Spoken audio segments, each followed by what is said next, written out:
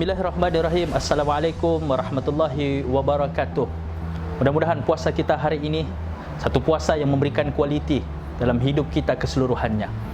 Baik, Allah Subhanahu wa taala berfirman di dalam surah Al-Mulk ayat 2, "Alladzi khalaqal mauta wal hayata liyabluwakum ayyukum ahsanu amala wa huwal azizul ghafur."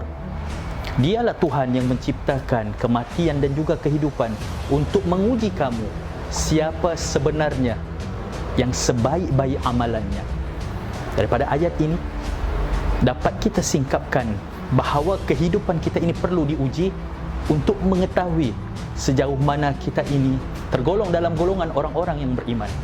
Bercerita tentang kehidupan, saya umpamakan dan saya bawa perbandingan tentang ikan dan juga lautan.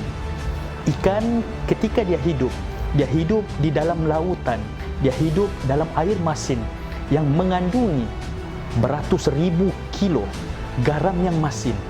Namun garam yang masin itu tidak mampu pun mempengaruhi rasa ikan itu dan juga bentuk ikan itu, sebab ikan itu hidup. Namun bila ikan mati, hanya secubit garam diletakkan pada ikan itu, ikan dia akan berubah rasa, seterusnya berubah keadaan. Begitu juga dengan hidup kita. Begitu juga dengan hati kita.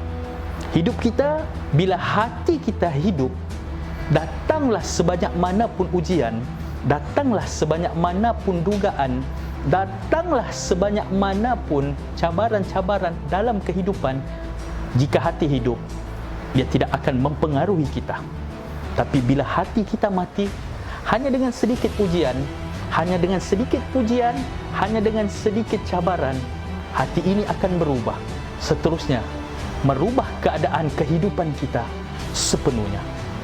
Maka jadilah kita seperti ikan yang hidup di dalam air masin.